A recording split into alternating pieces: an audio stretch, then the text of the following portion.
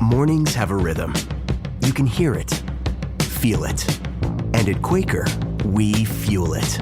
With 100% whole grain oats and a good source of fiber in every bowl, helping you turn that rhythm into your soundtrack for a great day. Fuel to start whatever's next. Quaker, official sponsor of FIFA World Cup 26. Let's go! Let's go! Ready to soundtrack your summer? With Red Bull Summer All Day Play, you choose a playlist that fits your summer vibe the best. Are you a festival fanatic, a deep end DJ, a road dog, or a trail mixer? Just add a song to your chosen playlist and put your summer on track. Red Bull Summer All Day Play. Red Bull gives you wings. Visit redbull.com/brightsummer ahead to learn more. See you this summer. Welcome to the Susan LoPresti Wellness, Mind, Body, and Soul podcast. This is your go-to space for midlife and mature women who are ready to reclaim their health, boost their energy, and live long, vibrant, and purposeful lives. Each week, we dive deep into natural wellness, holistic healing, anti-aging strategies, and healthy lifestyle habits to help you feel your best physically, emotionally, and spiritually. Whether you're navigating menopause, working through chronic conditions, or simply wanting to age gracefully and intentionally, this show is your sanctuary for science-backed insights, powerful stories, and soul-nourishing inspiration. So if you're a woman over 40 or 50 or older looking to thrive in the next chapter of your life, you're in the right place. Today, I'm joined by a woman whose wisdom feels like sitting at the kitchen table with a lifelong friend, Simone Knego. Simone is a two-time TEDx speaker, best-selling author of The Extraordinary, UnOrdinary You, and a sought-after voice in women's empowerment and leadership. Her signature real method, respect yourself, embrace failures, ask yourself what you want, and live without limits, has inspired women around the world to release perfectionism, reclaim their confidence, and reconnect with their authentic purpose. Simone is known for her relatable, heartfelt storytelling, whether she's talking about raising 6 children or climbing Mount Kilimanjaro. And she brings a beautiful reminder that the extraordinary is already within all of us. So if you've been feeling stuck, unseen, or ready for a new beginning, this conversation is going to lift you, empower you, and remind you of your worth. So let's dive in. Simone, thank you so much for being here today. I'm super excited for this conversation. And Thank you. I appreciate you coming on. Yeah, absolutely. I'm excited to be here. I want to start, for the listeners who may be new to your work, what inspired you and your mission to help women to recognize the extraordinary within the ordinary lives? So I am someone who struggled with self-doubt for the majority of my life. And it wasn't until I had a couple of defining moments that I really realized what I was capable of. I always used to call myself an ordinary girl. Actually, I used to call myself just an ordinary girl. And what I realized over time is that we are all unique, right? That we are all extraordinary, but we have to change the way we see ourselves. That's the transformation I went through. And that's my goal with other women is to help them change the way they see themselves. How did you help yourself to see yourself differently? What was it that you did? I did something completely out of my comfort zone. It's very unusual. I climbed a mountain. I live in Florida. I'm not a climber, but I was asked to climb Mount Kilimanjaro to raise funds for the Live Strong Foundation. And I said yes. And I said yes, partly because I was the yes girl for so long, always a people pleaser, didn't want to disappoint, but also in that time period, I really realized that I needed to get out of my comfort zone, that I was really struggling, and it was time to do something different. Now, I don't know if I would have done something else, would it have had the same effect? But this had the effect. This really helped me realize what I was capable of and understand that I don't need to worry about what anybody else is thinking. I need to focus on myself, self-care, focus on my family, and not stop comparing myself to everybody else out there. Absolutely. We're all unique in our own ways, right? Yeah, absolutely. So you call your approach the kitchen table leadership. Can you share what that means and how it can empower women, especially midlife women, to lead from where they are? Yeah. Something I thought about for a very long time. I never considered myself a leader. It didn't matter what job I had. It didn't matter that I had 6 kids at home. I didn't see myself as a leader. And partly because I think that we've been sold this very narrow view of what leadership is, right? It's the Mhm. title, it's the boardroom, it's the corner office.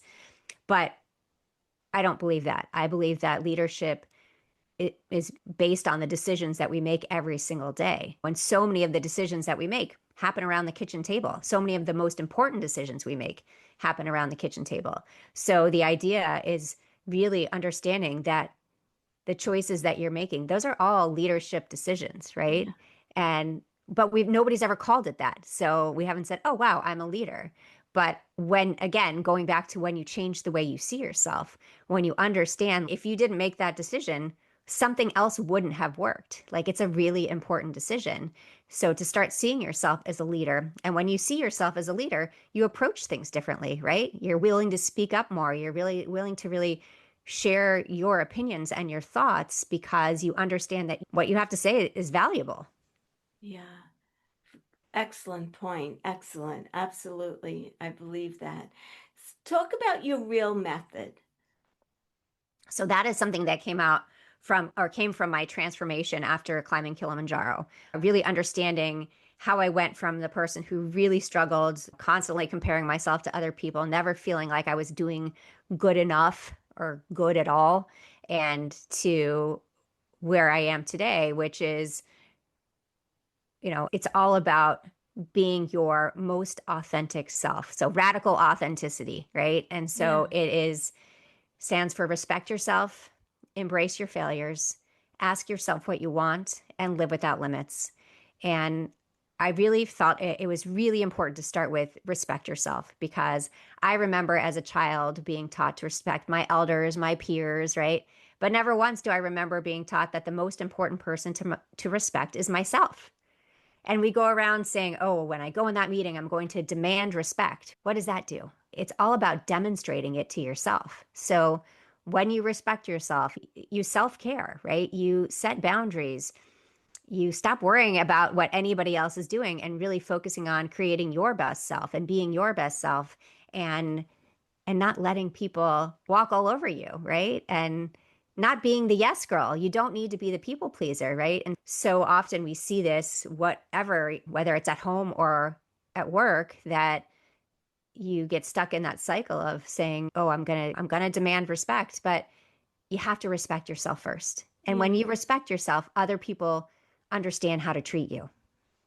I agree. I feel like we were conditioned, like you said, from a very young age, especially as females. I'm not sure that males feel the same way that females, but we were raised in a way, I know I was. Children are to be seen, not heard, behave yourself, don't interrupt, and you just feel small. And I could speak for myself from this experience. And as you're growing up, you continue to feel small until you realize and come into your own at some point that no, my voice does matter. I should speak up. I should be able to say what it is I want or don't want or anything like that. And many women struggle with respecting themselves because they've spent so long putting others first. So, how do they start to rebuild that self respect? I think very often what we struggle with is that negative voice inside our head, the voice that likes to Yeah. tell us that we're not good enough, we're not strong enough, we're not pretty enough, whatever the not enough is. I call the voice the what if whisperer, right? Oh my gosh, what if they don't like you? Or what if you fail at this? And So I created a little mindset hack, and this is like where I start. So obviously, there's a lot of work after this, but Control Alt Delete. So back in the day, it was how we would reset a frozen computer. Now, if you use it, it brings up Task Manager. I have no idea what Yeah. Task Manager does, but back in the day, it was how you reset a frozen computer. Sometimes our minds freeze too, right? We spiral in self-doubt, we get caught in the comparison game. And the idea is control is about awareness, right? Becoming aware of the thoughts that are entering your mind. Because a lot of times I think we go through the day with these negative thoughts and they're just part of us. So once we start building that awareness, we can stop those thoughts. So not from coming into your head, but what you do with them. When these thoughts come in, are they helpful? Are they real? Most of the time, it's the story that you're telling yourself, right? A lot of times we talk about, oh my gosh, I'm so worried that someone's going to judge me. Most of the time, they are not thinking about you. And we get so caught up in this. And then alt is about alternative. Tell yourself a better story, right? And instead of saying that you can't do something, why? Yes, you can. And instead of what if I fail, how about when I succeed? There's always an alternative for the negative. And it's not about toxic positivity. It's about really realizing what you're capable of. Yeah. And then the last part is delete. Delete the habits and beliefs that don't serve you. Delete the comparison game. Delete the apology. How many times do we apologize for something that does not need an apology? Every time we say something that, kind of brings us down, our brain starts to believe that's the truth, right? Your thoughts become your reality. And when you're saying it to yourself all of the time, it definitely becomes your reality. And you have ability to change that. So Control Alt Delete it. That's my starting point. And it's interesting because when you look at the science behind it, you really do. When you start talking positively to yourself, you have the ability to change how your brain functions. There's been MRI studies that show different parts that light up when you start talking positively to yourself instead of negatively. Yeah. And it's just as easy to talk to yourself positively as it is to be negative. You just need to catch those thoughts and be aware of them. And it takes practice, like everything else. It takes practice. Yeah, it's funny because so often people are like, oh, I tried positive affirmations, they didn't work. Well, how often did you try them? I tried them once. Okay. Did you go to the gym one time and all of a sudden you can lift 200 pounds? No. Did you take one Spanish lesson and now you're fluent? No. So why would it be any different with your mindset? Confidence is a skill that you need to build from the inside out, and it takes constant practice. It's not like someone has it or they don't. They work on it. Right. And for so many women that really don't know what it is they want, ask yourself what you want is something that many women haven't done in years. How can they connect with their desires? So I think it all goes back to when we were kids, right? We all had something that we wanted when we were a kid, right? When I wanted to be an actress, that was my thing. And I feel like a lot of the work I do right now is part of that, right? Going on a podcast, going on a stage. But when I was in college, I was going to be a doctor. Both my parents were physicians. I failed organic chemistry, then I got a D in it. And then I told my dad I wanted to be an actress. And he said, no, he's accounting it is. I was like, okay, great. And that's what I did. I went into accounting. I always knew that there was something missing. I just couldn't figure it out. But it wasn't until I really sat down and said, what did I want when I was younger, right? What am I good at now? What are the things that I think are missing in my life? And when I put that all together and really started writing about it and understanding, take a look at these things, because so often we go through our lives from point A to point B and not knowing what we want because we've never asked ourselves the question. And I do think it's one of the hardest questions for women to ask themselves. But when you look back in time and you think, oh, when I was in college, this is really what I wanted to do, but life got in the way. Why can't you do that now? We look at ourselves, especially when we hit midlife. I don't know what I'm considered. I'm 53, but you're postmenopausal. You can't do anything now, right? Like you're only allowed to play mahjong and that's it. But you can do whatever you want to do. And you can't let anybody else's expectations lean on us and say, no, you're not capable of that. Because yes, you are. If you want it, you can do it. Absolutely. Absolutely. So what does live without limits look like for women over 50 and 60 that may feel like some doors have closed? I don't Yeah. believe that any doors are ever closed, really. Yeah, I don't believe any doors have closed. You just do things differently, right? I had shoulder surgery 4 months ago. I can't do the same things, but I can do different things, right? So I don't focus on what I can't do, it's what I can do. And when I talk about limits, it's we limit ourselves from the second we wake up until the minute we go to bed, right? Same thing, like, I can't do this, I'm not capable of this, or what I used to say. And I think I've noticed so many women who say this now that I'm really paying attention to it is they'll justify their life by using the word just, right? I'm just a stay-at-home mom. I'm just a volunteer. I'm just too old for that. I'm just whatever the just is, get rid of the just, drop the just, because you can do anything that you want to do. It doesn't matter how old you are, right? You have to, it might take a little bit longer. For me, if I wanted to go climb Kilimanjaro again, it would take me a lot longer to train for it, but that's okay. I just have to make that commitment and keep doing things. But so often we just tell ourselves, no, you just can't do that. Yes, you can. You can do anything that you want to do. You have to want it. Yeah. Yeah. I'm a perfect example of that. I lost my corporate job at 61 years old. And I knew I wasn't going back into corporate. Who wants to hire a 61-year-old person who's going to probably retire in 4 years? And I just decided I was a health coach always. I got certified years ago, but I never did anything with it because I was working a corporate job. But I just said, you know what? I think I'm going to just embrace what I always loved and do it. And then it morphed into me creating a podcast. I started as a way to get myself known, and now it's completely changed everything. So you just never know. You have to take that leap and just have a little bit of faith that it's going to work out. Yeah. What's the worst that's going to happen? You Right. try a podcast and okay, you record some episodes, you have something historical that people can look back to later. But so often we're not willing to give ourselves the chance to do something different. And a lot of it, I think, is societal when it comes to women at a certain age. Again, oh no, like at this age, you're done. You shouldn't be doing anything. Right. And I believe that you can do whatever you want as we get older. Like, why not? Do something completely different, something completely out of your comfort zone. And I also think as we get older, we really don't worry as much about what other people think. We're willing to put ourselves out there. So I think it's twofold. Take the chance, and maybe something that you wouldn't have done when you were younger because you were too afraid of the failure. And now you say, why not try it? What do I have to lose?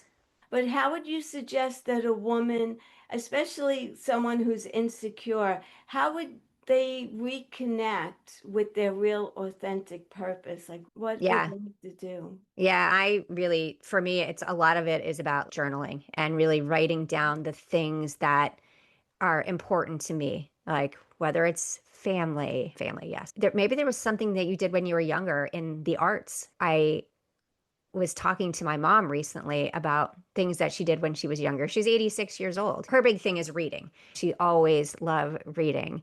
And she reads 5 books a week. Like, she is constantly reading. And nobody should tell you, like, oh, no, you got to get the big print book or you should be reading that or whatever it is. Really looking back and saying, okay, let me write down the things that I really enjoy. And if everything, if there was no limitations, what would I want to do? Right. What would I want to do? And then start looking through the list of things that you enjoy and say, let me try this. And it could be a volunteer position, right? You could say, let me go volunteer at this place. Like, for example, someone that, doesn't have grandkids or always wanted kids. There's so many organizations you can volunteer at with children that make a huge difference in other people's lives. So I think the biggest thing is going back to the mindset that there's no reason to restrict what we want to do, because looking at it and saying, okay, these are the things I like. These are the things I'm good at. Let me put them together. And you can make a job out of anything these days. Like, when you look at it, you're like, oh my gosh, would I ever have thought that you could be an influencer and make millions of dollars? That still blows my mind. But you can do anything. It really is, the sky's the limit.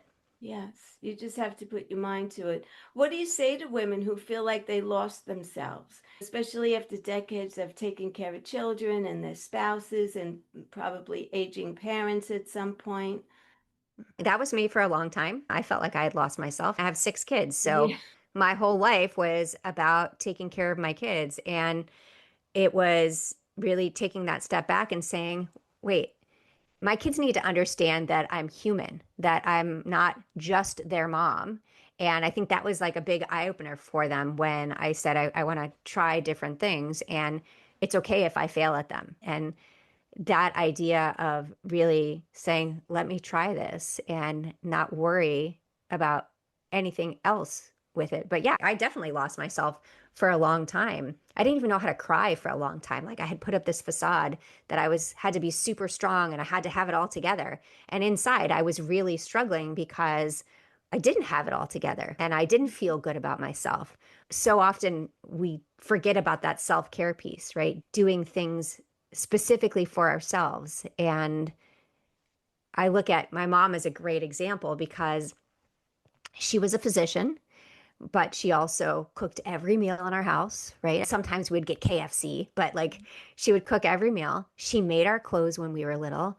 And as she got older, it was very hard for her to not have someone to care for. So when my dad passed away, like that was a really big struggle for her because she had always had someone. Like she didn't matter if she left to go shopping, she would leave a sandwich in the fridge for him. That was Yeah. Yeah. what their relationship was. And at first it was a really big struggle. Now she has friends that she goes to the opera with and different shows, and she volunteers at one of the libraries because she loves books. Yeah. And the other thing we did was we got her a dog, and that was like the best thing ever because now she has something to care for. But yeah, we all, as women, we all have times where we struggle, where we say, what do I do now? I've done so much for everyone else my entire life. Now it's time to do stuff for you. And Yes. it's not selfish. It's important to take care of yourself and Yes. figure out things that make you feel good. I feel like it's self-care, not selfish. Absolutely self-care. Yes, Yeah. I wanted to ask you, how old were you when you realized that you wanted to do more than just be a mom, which is a beautiful job to raise 6 children, but you wanted something more than that. How old were you? Yeah. So I've done many things over my life. There was a period of time, I think from when I was 30 to maybe 38 where I that was when I was a stay-at-home mom around there. I couldn't figure out what I wanted. So I changed my mind many times. So I started off my professional career was as an accountant. I was a CPA. I then I owned a horse farm and taught riding lessons and ran a summer created a summer camp. Then we moved to Florida and then I flipped houses. And then I went into medical sales. Actually, then I went back to school to be a teacher. Then I went into medical sales. And then I found my purpose, which is storytelling, writing, and speaking, and having the podcast with my 22-year-old daughter. It's been a progression, right? So I've done many things over my life, Yes. but I had to get to the point where I realized what I was doing was important to me and valuable as well. And I think so many of the things I tried were because I didn't know what I wanted. It was like, okay, let's just try this and see if it works. So it Yeah. was never like, I never felt, oh, I was a failure at it. I felt like it was a great learning experience because the more things you try, the more you figure out, okay, this is what I want or this is what I don't want. Right. So you reinvented yourself several times over. I did. And now I'm the happiest I've ever been. I've been married to my husband for 32 years. We Wow. are almost empty nesters. Our youngest daughter is going off to college next year. And it's been, I did lose myself for a while, not knowing what do I want? What should I do? Do I have to be doing this? And I have plenty of friends who are like, why do you still do things? Like, why don't you stay home? Because I want to. I really love what I do. Yeah, I feel the same way. I feel like if I wasn't doing what I'm doing, my brain would become mush Mm, because what would you do all day? I want to ask you about your podcast. You said you do it with your 21-year-old daughter. yeah. Tell me about that. Yeah, we started that a little bit over 2 years ago. It's called Her Unshakable Confidence. And I love it's really one of the most fun things I do every week. So she's a second-year law student. Like out of the 6 kids, she's the only one that would go on a podcast with me. But I guess that's for most people who are like, my kid would not talk on a podcast with me. Neither would mine. Pretty fortunate that she is willing to do it. But it's been such a cool learning experience for both of us. Obviously, the goal of the podcast is to help women build confidence. And for her, so we started it when she was 20 to get there quicker than I did. So really learning tools and skills and hearing from guests about what they've done and what they think confidence is. And so it's always really interesting. Today we were recording an episode and this morning, and we actually had our second guy on. Usually we only have women, but we're expanding. We're like, okay, we like men too. And we were talking about the word just, and she was saying one of the biggest takeaways I have after working with my mom for the last couple of years is really the words that we use to describe ourselves and how much that affects how we feel about ourselves. So it's really been such a great experience to watch her growth. And as a law student, she has no issues when she gets called on in class to stand up and speak her opinion. Like obviously she studies her butt off, but she also has no problem saying, this is where I stand and this is what I'm going to talk about. And when people ask her, how do you do that? I always feel like so nervous when I stand up. And she said, oh, I have a podcast with my mom. Like we have to ad lib all the time. So I'm used to it. So it's been really good. I love that. I love that. I wish my daughter would want to be on my podcast with me. What are some everyday confidence building practices that women can start to do today?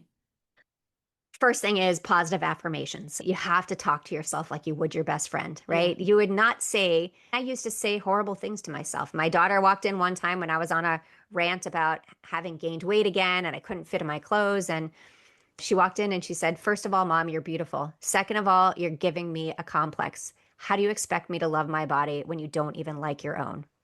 And it was such a wake up call for me because I think we don't realize what we're saying, right? We say things and then, so that's all about catching those negative thoughts, those negative comments. But when I realized it wasn't only affecting me, that it was affecting everyone around me, the people around us, they treat us like we treat ourselves, or they start treating themselves like we treat ourselves, right? So if my kids see me constantly berating myself, how are they going to treat themselves? So that was a wake-up call for me to say, okay, I have to talk to myself like I would my best friend. And because I'm going to live with myself until the day I die. So I should be my best friend. So yeah, positive affirmations. And if you would have said 10 years ago, I would have said, oh my gosh, that is too woo. Those don't work. There is so much science behind them. Professional athletes, that there's a whole sports psychology for it, that the way you talk to yourself really affects the way you perform. And so every morning I am statements depending on the day, but what I'm capable of, right? And that I'm strong, I'm beautiful, I'm a patient, and it really does help. So and if I'm walking into a situation that I know is going to be difficult, I remind myself what I'm capable of again. Mm-hmm. And then in the evening, I always practice daily gratitudes because I could have had a really crappy day, but there's always something that I'm still grateful for. And that really changes my mindset. I am someone that sucks at sleeping. I am definitely an insomniac. And so if I go to bed with a positive mindset, I am much more likely to have a good night's sleep versus if I go in bed all angry and saying, oh, that was a horrible day. Absolutely. Absolutely. What advice would you give a woman who's an empty nester or maybe post-divorce or simply wanting more and they have no clue what more looks like? Yeah. But they feel that they have this yearning for something and just don't know what it is. Yeah. There's so many things out there that you can try, right? Really looking at what interests you. Is there a class that you could take? Is there something that you've always wanted to do? I remember with my parents when they were in their 60s, they started taking language classes, right? Before they would go on a trip. And it's not that they knew they weren't going to be fluent, but if they learned certain things, right? That was such a positive for them. But yeah, I would say that take a class, do some volunteer work, see something that really lights you up, and think back to in your past, like what were the things that you really liked when you were younger that you put aside because of a marriage, because of a job? There's no reason you can't do those now. Take the art class, right? Yeah. Start ceramics again. You see so many women who are now doing amazing things that didn't do for years because they had to take care of their kids. And we have that idea that we can't do things if we're taking care of our kids, but we have to be taking care of ourselves all of the time. So self-care is an everyday practice. It's not something you save until later. There's so many things that you could do right now that, just think back to what you really were interested in and take one small step forward with it. Yeah. It's unfortunate that many women don't see it like that. Oh, Mm. no, I have no time for that. I can't. My children, my husband, my job, my household. And they're not fulfilling something inside. Like you could be fulfilled with your children and your husband or your career, but you need to do something that's just for yourself as well. I feel even if it's once a month that you take a Saturday and go somewhere and do something that you enjoy doing. Yeah. And I know a lot of people, women have said to me, oh, my husband doesn't love that. I'm like, okay, yeah, you still have to take time for yourself. Does he take time for himself? Yes, he probably does. So that's the conversation. Like, why can't you?